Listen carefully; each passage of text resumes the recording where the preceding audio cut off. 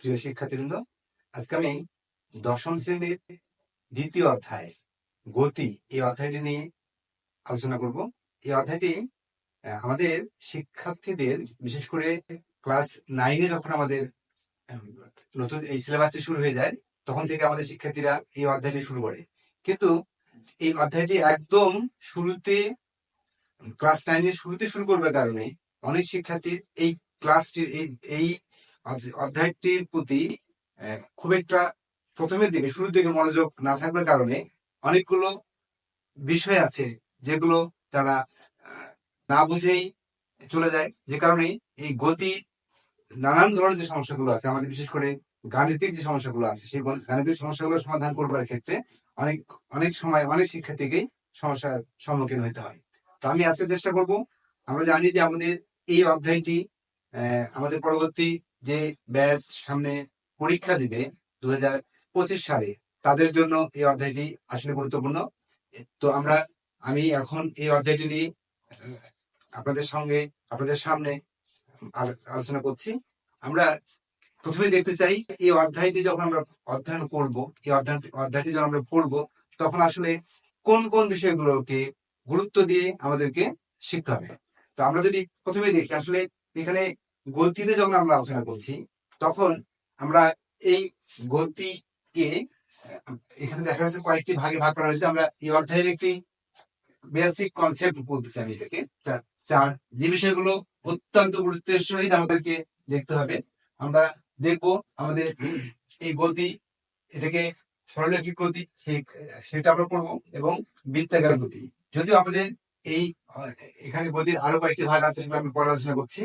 এবং এই যে গতি, বা এটাকে আমরা বেগও বলি, এটাকে আমরা প্রথমত দুই ভাগ করছি, সমবেগ এবং অসমবেগ।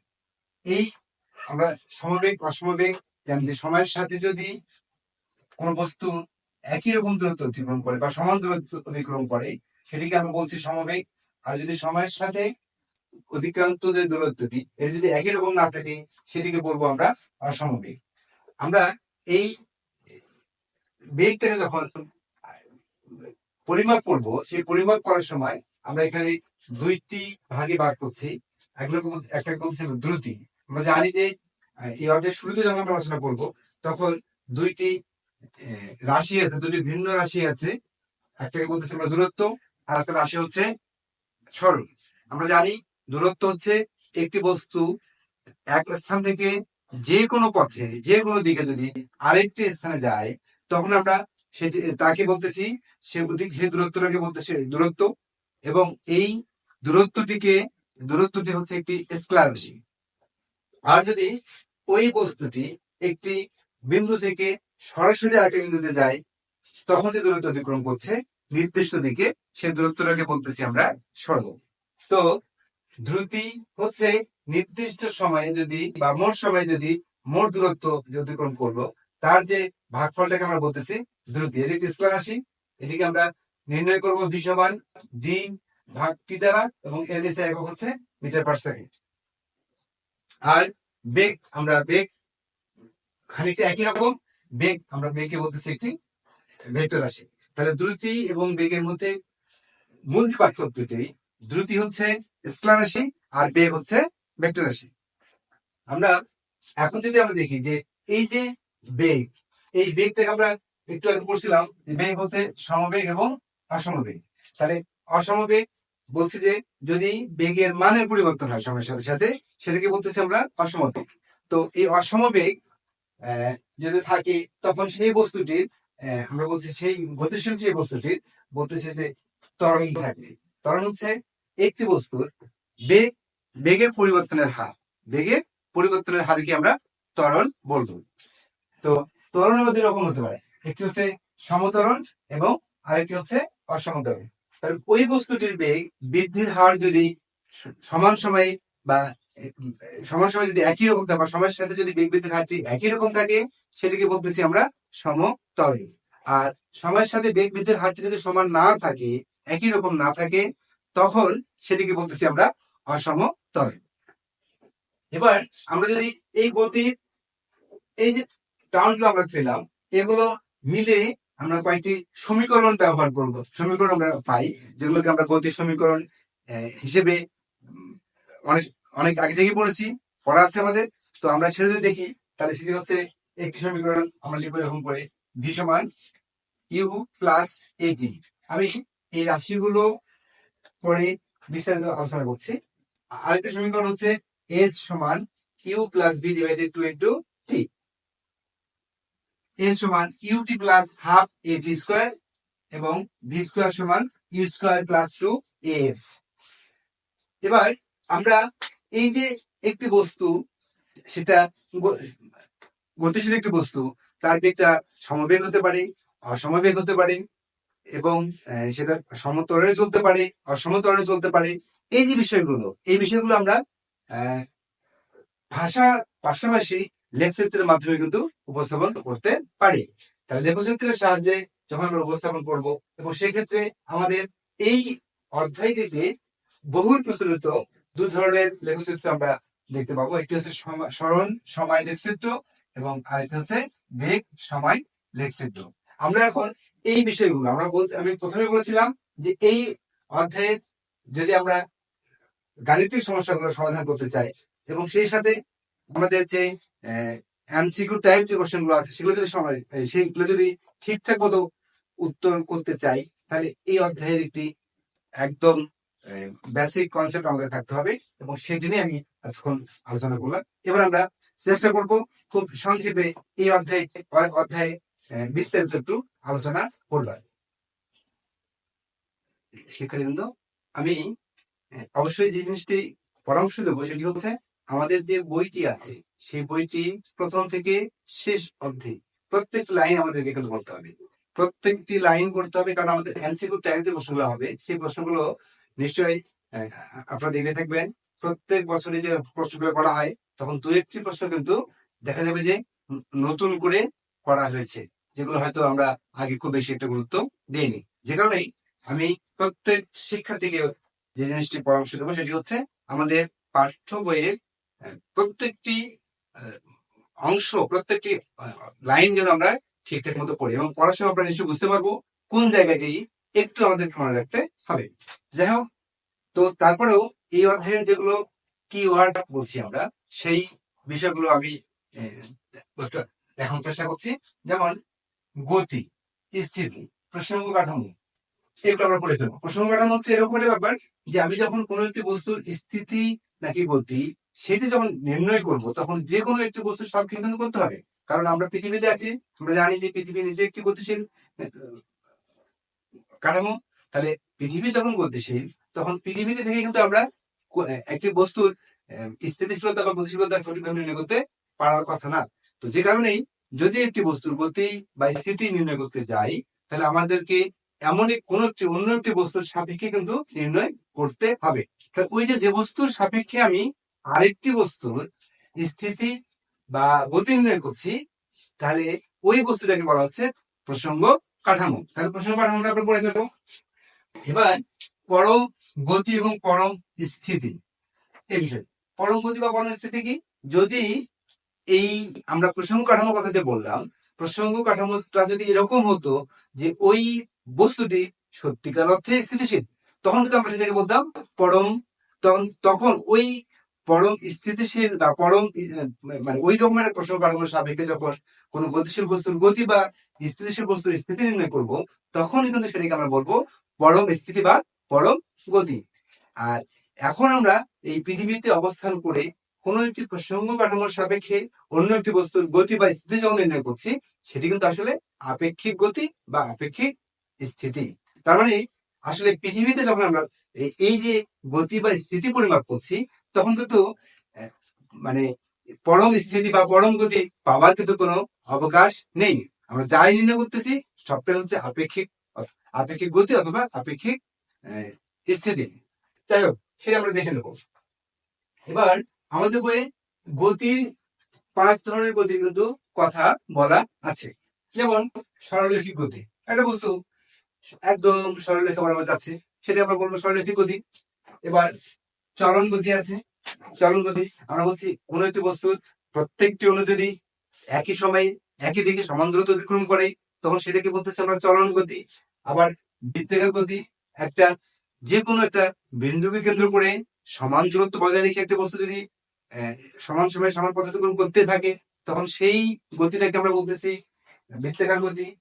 পর্যাবৃত্ত গতি আমরা জানি যে এই বৃত্তাকার গতিটা বা এরকম আরো কিছু গতি আছে যেগুলো নির্দিষ্ট সময় পর পর একই দিক থেকে কোনো একটি নির্দিষ্ট বিন্দুকে অতিক্রম করে, এরকম গতিকে আমরা বলতেছি পর্যাবৃত্ত গতি। আবার যেমন দোলনার কথা আমরা সবাই জানি, আমরা নিজেরা ছোটবেলাতে দোলনার দোল খেয়েছি।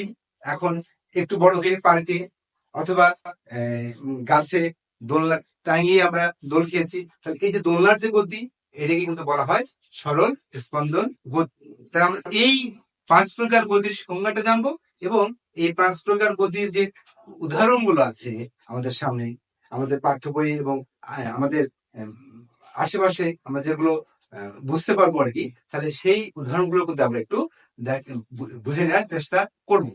যেমন আমরা বলছি যে পর্যাবৃত্ত গতি, পর্যাবৃত্ত গতির মধ্যে কিন্তু বৃত্তাকার গতিটাও বলছে, সরল স্পন্দন গতিটাও পড়ছে। এবং অনেক ক্ষেত্রে এই পর্যাবৃত্ত গতিটা কিন্তু যেমন বৃত্তাকার হয় তেমনি উপবৃত্তাকার হয় এবং সরলরেখিকও হইতে পারে।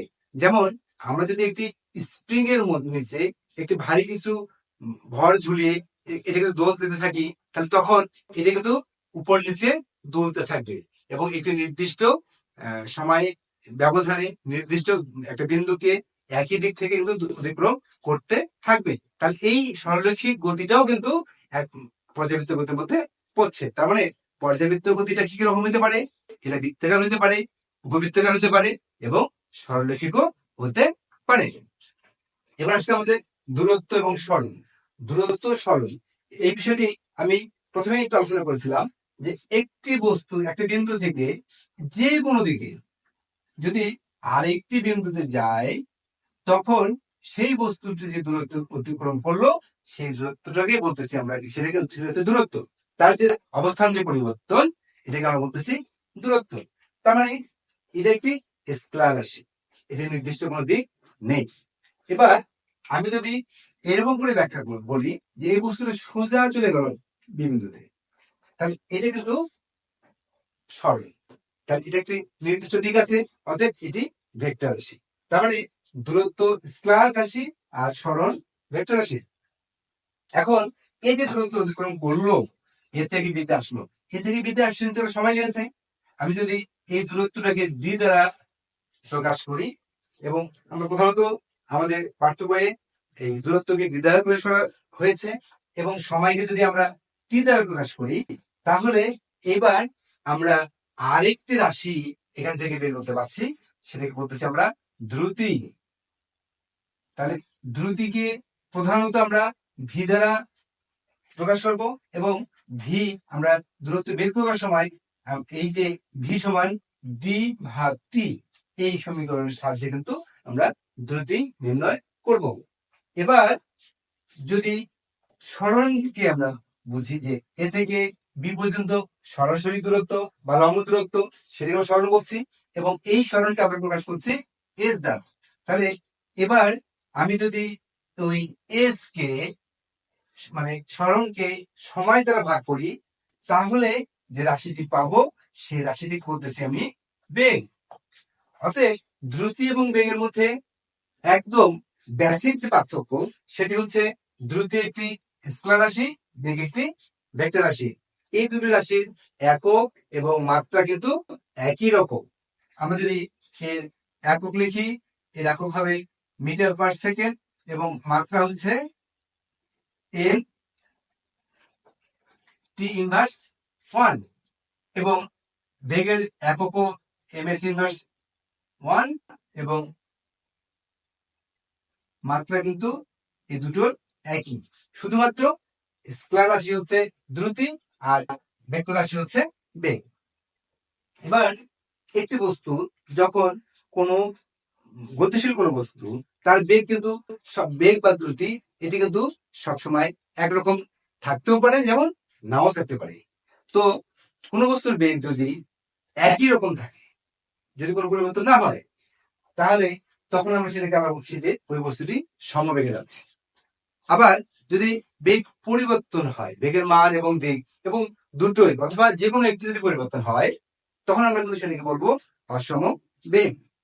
তো অসম বেগে চলমান কোনো বস্তুর বেগ বৃদ্ধির হার, বেগ বৃদ্ধির হারকে বলছি আমরা ত্বরণ। তাহলে আমরা ত্বরণটা বুঝে নেব, শিখে নেব। এবং এই ত্বরণকে যখন আমরা নির্ণয় করব, ত্বরণকে আমরা প্রকাশ করবো এ দ্বারা। ত্বরণ সমান এই ভি মাইনাস ইউ ডিভাইডেড টি। এখানে ইউ চলে আসলো, তাহলে ভিটা আমরা আগে পড়েছিলাম, ভি হচ্ছে বেগ। এখন এখানে একটি চলমান বস্তু, তার একটি বেগ ছিল, শুরুতে একটি বেগ ছিল, সেটাকে আমরা ইউ দ্বারা প্রকাশ করছি, এবং একটি নির্দিষ্ট সময়ে টি পর এই বস্তুটির বেগ হলো ভি। তাহলে এখানে ইউটাকে আমরা বলছি আদি বেগ। আদি বেগ বলতে আসলে আমাদের বুঝতে হবে যে সময় গণনার শুরুতে যে বেগটি। এখন আদি বেগ বলতে যে একটি নির্দিষ্ট একটা বস্তু তার একটা বেগকে শুরু করলো, সবসময় তার আদি বেগ একই রকম থাকবে, ব্যাপারটি কিন্তু সেরকম না। তাহলে কি, এটা হচ্ছে আমি একটা সময়ে ধরে যখন হিসাব করছি, সেই সময়ের শুরুতে যে বেগটা থাকবে সেই বেগটা কিন্তু আদি বেগ। এখন একটি বস্তু একদম সময় শুরুতে বেগ ছিল হয়তো 5 মিটার পার সেকেন্ড, এখন 10 সেকেন্ড পরে বেগ হয়ে গেল 15, তাহলে 15 মিটার পার সেকেন্ড। এখন আমি যখন পরবর্তী সময় ওই বস্তুটার 15 সেকেন্ডের ওই যখন বেগটা যখন 15 মিটার পার সেকেন্ড শুরু হলো বা ছিল, ওই সময় থেকে যখন আবার গণনা শুরু করব, তখন কিন্তু ওই 15 মিটার পার সেকেন্ড যে বেগটা, সেটি কিন্তু আদি বেগ হিসেবে গণ্য হবে। তার মানে কি দাঁড়াচ্ছে, যে সময় গণনার শুরুতে যে বেগটা থাকবে সেটি হচ্ছে ওই বস্তুটির আদি বেগ। তাহলে আদি বেগ মানে একেবারে একটা নির্দিষ্ট বেগ হয়ে গেল, ওইটাই সবসময় চলবে, ওটা কিন্তু সেরকম না। যাই হোক, তাহলে আমরা ত্বরণ শিখে গেলাম। ত্বরণের একক হচ্ছে ত্বরণের একক এমএস ইনভার্স 2, এবং এর মাত্রাটা হচ্ছে এন টি ইনভার্স 2। তো এবার আরেকটা রাশি মন্দন, একেবারে সোজা। বেগ বৃদ্ধির হারকে আমরা ত্বরণ বলছি, যেমন বেগ হ্রাসের হারকে বলছি মন্দন। তাহলে ত্বরণ হচ্ছে বেগ বৃদ্ধির হার আর মন্দন হচ্ছে বেগ হ্রাসের হার। এই রাশি দুটির মাত্রা এবং একক কিন্তু একই রকম। আমরা আরেকটি রাশি সম্বন্ধে এখানে একটু জানবো, যদিও পরের অধ্যায়ে বল বা তৃতীয় অধ্যায়ে কিন্তু আমরা এই রাশিটি সম্বন্ধে বিস্তারিত জানবো। তবে আমরা একটু এখানে কিছু গাণিতিক সমস্যার সমাধান করবার সময় এই টার্মটা আমাদের লাগবে, সেটি হচ্ছে অভিকর্ষ ত্বরণ। আমি একটু আসলে একটু পিছনে ফিরে যাবো। সেটি হচ্ছে অভিকর্ষ হচ্ছে কোনো একটি বস্তুকে পৃথিবী যখন আকর্ষণ করে, সেই আকর্ষণ বলটিকে বলা হয় অভিকর্ষ।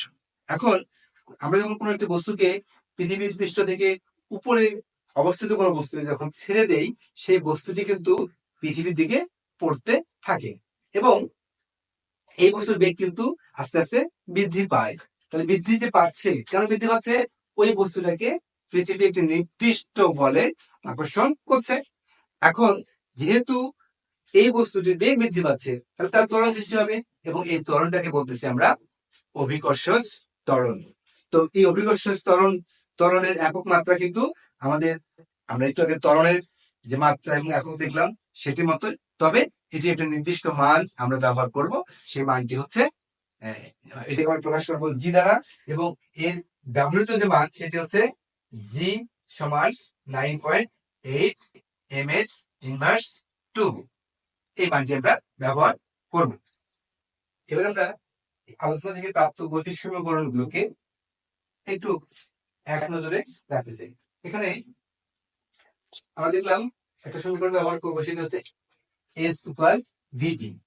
এই সমীকরণটি ব্যবহার করবো আমরা একটা বস্তু যখন সমবেগে চলমান কোন একটা বস্তু, সেই ক্ষেত্রে আমরা এই সমীকরণটি ব্যবহার করব।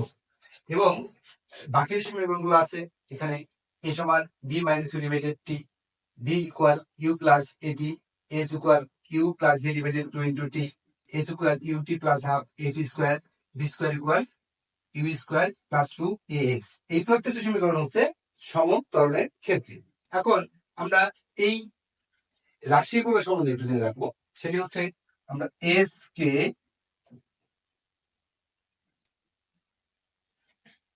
অতিক্রান্ত দূরত্ব অথবা সরঙ্গ, সরল।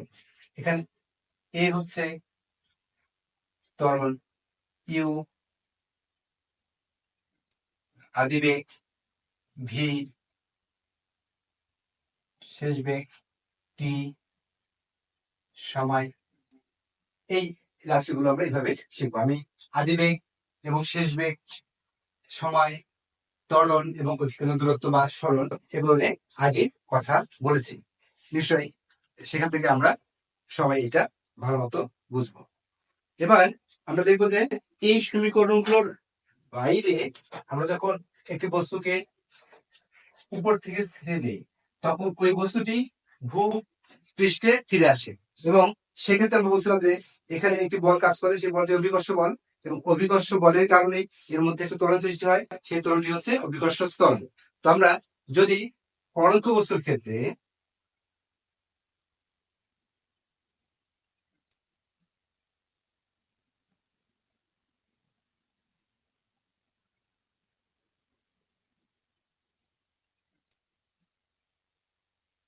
সমীকরণ গুলো দেখি, সেটা আমরা এভাবে লিখতে পারি ভি সমান ইউ প্লাস ভিডি, এই সমান UT plus half A P square, V square সমান square plus two G H. এখানে ইউ টি ভি এগুলো কিন্তু আগে এই রাশিগুলো যে ব্যবহার করেছি আমরা সেগুলো আসছে। এখানে দুটি নতুন রাশি আমরা দিয়েছি, একটা হচ্ছে জি, যেটাকে আমরা অভিকর্ষ ত্বরণ হিসেবে একটু আগে শিখলাম, এটা নির্দিষ্ট মান সবসময় আমরা জি সমান 9.8 ব্যবহার করব।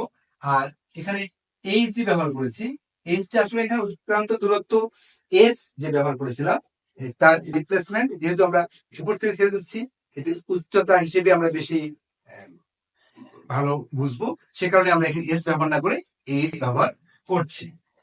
এবার যদি আমরা নিক্ষিপ্ত বস্তুর ক্ষেত্রে এই সমীকরণগুলোকে লিখতে চাই, নিক্ষিপ্ত বস্তু একটা বস্তুকে যখন আমরা ভবিষ্যৎ থেকে উপরে নিক্ষেপ করবো, সে বস্তুটার বেগ কিন্তু আস্তে আস্তে আস্তে আস্তে কমবে, এবং সেখানে বেগ হ্রাস পাওয়ার যে হার সেটিও কিন্তু অভিকর্ষ ত্বরণের মানের সমান, তবে এখানে মানের সবই ঋণাত্মক। তো সেক্ষেত্রে আমরা সমীকরণগুলোকে শুধুমাত্র এখানে যদি খেয়াল করি, তাহলে আমরা এবার দেখব নিক্ষিপ্ত বস্তুর ক্ষেত্রে তখন আমরা এই সমীকরণগুলোকে এখানে ঋণাত্মক চিহ্ন দ্বারা প্রকাশ করলে কিন্তু আমাদের মানগুলো আমরা বা আমাদের ওই সমস্যাগুলো সমাধান কিন্তু করতে পারবো, কারণ নিক্ষিপ্ত বস্তুর ক্ষেত্রে এই বেগটা অভিকর্ষ ত্বরণের মানে হ্রাস পেতে থাকবে। এবার আমরা যদি এই সমীকরণগুলো ঠিকঠাক মতো আত্মস্থ করতে পারি, তাহলে নিশ্চয়ই এখানকার যে কোনো গাণিতিক সমস্যার সমাধান আমরা করতে পারবো। আমি শিক্ষকতা করতে গিয়ে শিক্ষার্থীদের কাছ থেকে প্রায় প্রায় সময় একটা অভিযোগ বা একটা সমস্যার কথা শুনি। সেই সমস্যাটা হচ্ছে ছাত্ররা সবসময় এরকম করে বলে যে স্যার আমি সমীকরণগুলো পড়েছি, সমীকরণগুলো আমার জানা আছে, কিন্তু সমাধান যখন করি তখন কোন সমীকরণটি অ্যাকচুয়ালি ব্যবহার করব সেটি বুঝতে সমস্যা হয়।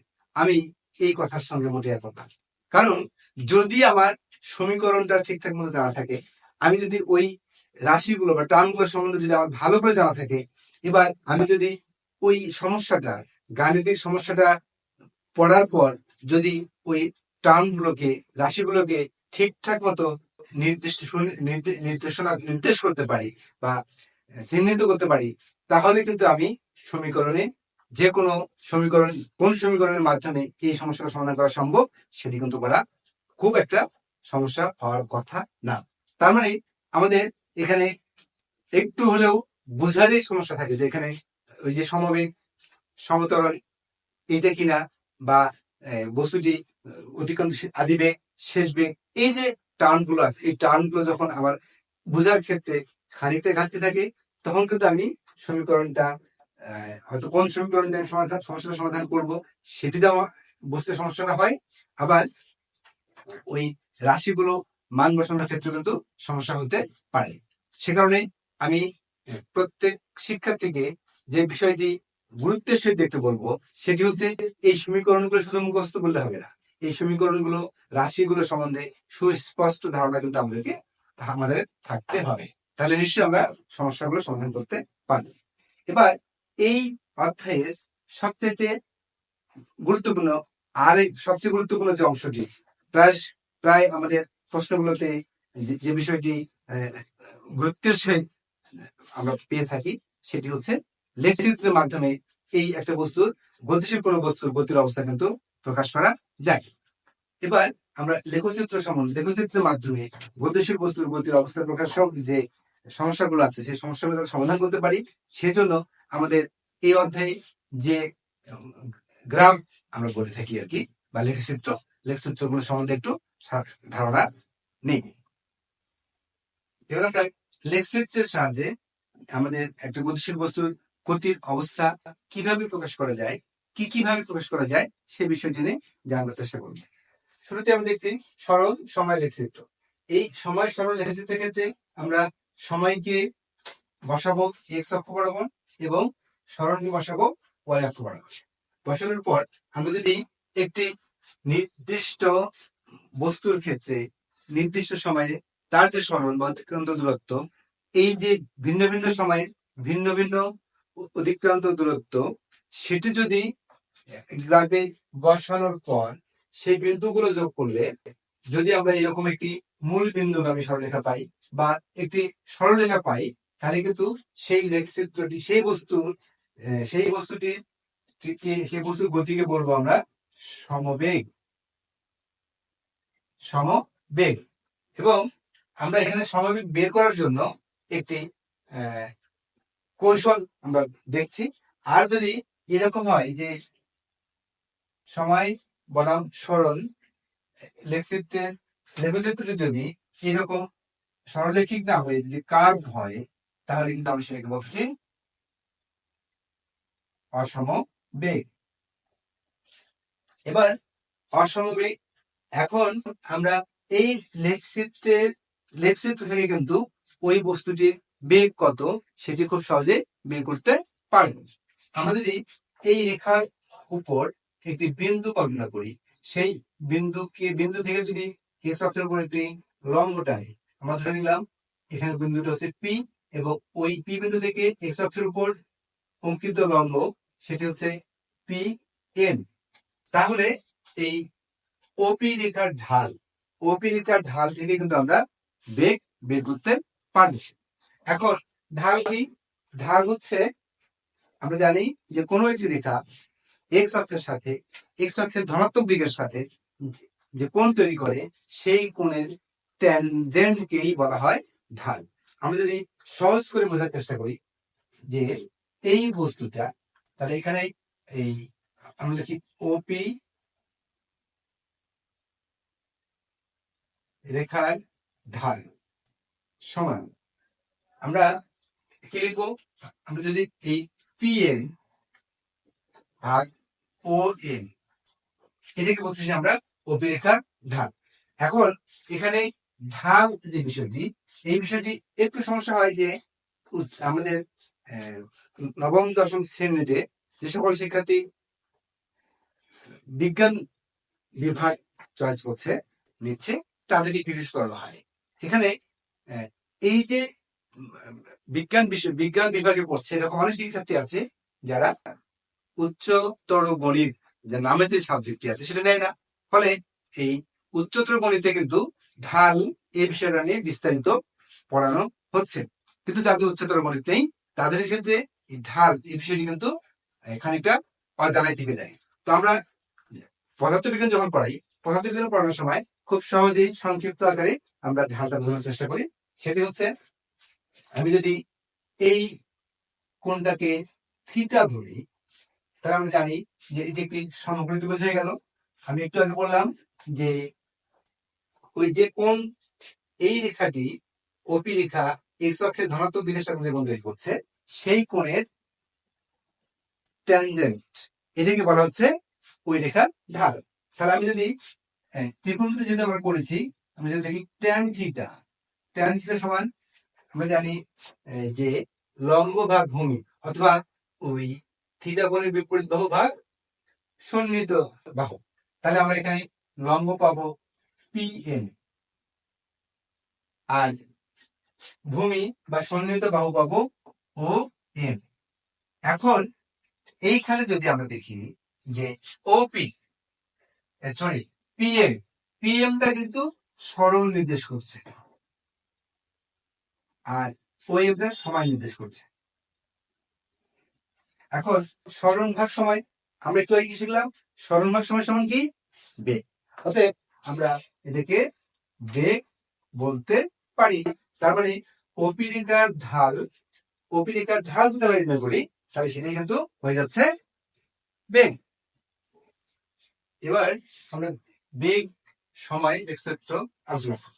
বেগ সময় আলোচনার ক্ষেত্রে আমরা দেখি, এখানে যদি একদম সহজ করে বোঝার চেষ্টা করি, সেক্ষেত্রে এই যে লেখচিত্রটি, এখানে আমরা এক্স অক্ষ বরাবর সময় এবং ওয়াই অক্ষ বরাবর বেগ বসানোর পর, যদি বিন্দুগুলো যোগ করবার পর যদি লেখচিত্রটি এরকম হয় যে মূল বিন্দু থেকে এটা সরলরৈখিক ভাবে উপর থেকে উঠে যাচ্ছে, তাহলে সেক্ষেত্রে আমরা বুঝবো ওই বস্তুটির বেগটা হচ্ছে সমতরণ, অথবা পরন্ত বস্তুর বেগ যা হয়, পরন্ত বস্তুর বেগ কিন্তু আমরা এই লেখচিত্রের সাহায্যে এরকম, যদি আমরা লেখচিত্র প্রকাশ করি, তাহলে এরকম লেখচিত্র পাবো।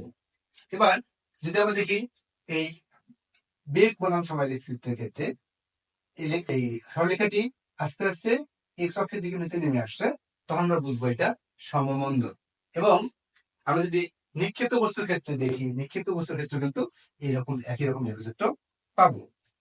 এবার যদি লেখচিত্র থেকে প্রাপ্ত সরলরেখাটি যদি এক্স অক্ষের সমান্তরালে যায়, তাহলে কিন্তু আমরা তখন বুঝবো যে ওই বস্তুর বেগ হচ্ছে সমবেগ।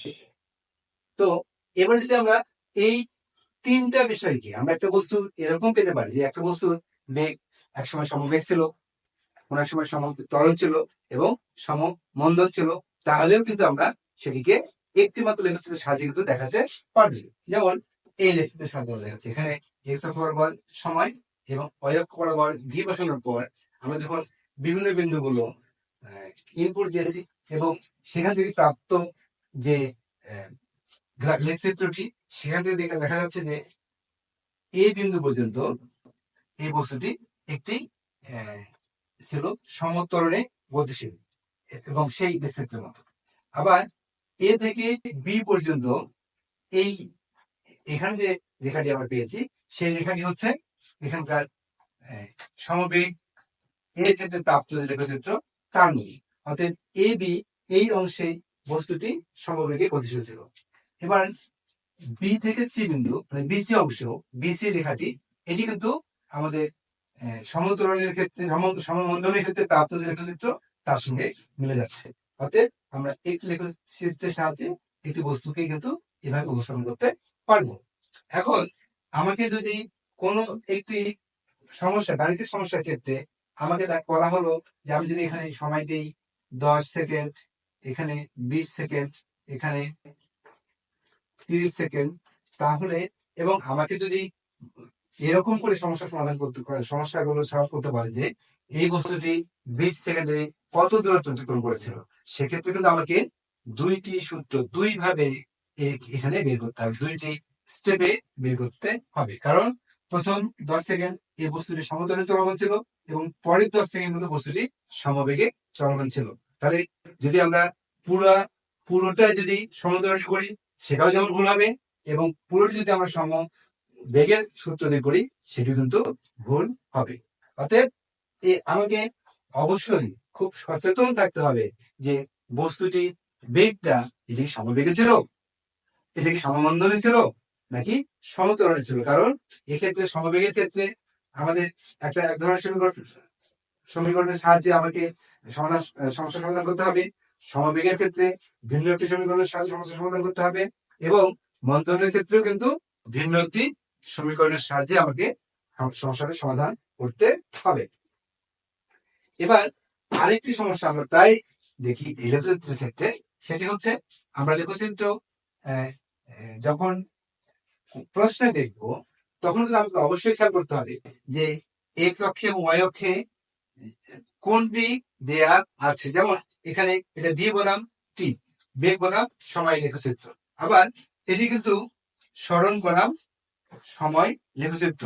তাহলে এখানে যদি আমরা খেয়াল করি, এখানে দেখতে একই রকম, কিন্তু এখানে কিন্তু এই বস্তুটি ও থেকে এই পর্যন্ত এটা কিন্তু সমবেগে গিয়েছে, কারণ এটা বেগ বনাম সময় লেখচিত্র না, এটা হচ্ছে সরণ বনাম সময় লেখচিত্র। এবং এ থেকে বি পর্যন্ত কিন্তু বস্তুটি স্থির অবস্থা নির্দেশ করছে, কারণ এখানে সরণের কোনো পরিবর্তন হয়নি, অতএব বস্তুর কোনো অবস্থা পরিবর্তন হয়নি।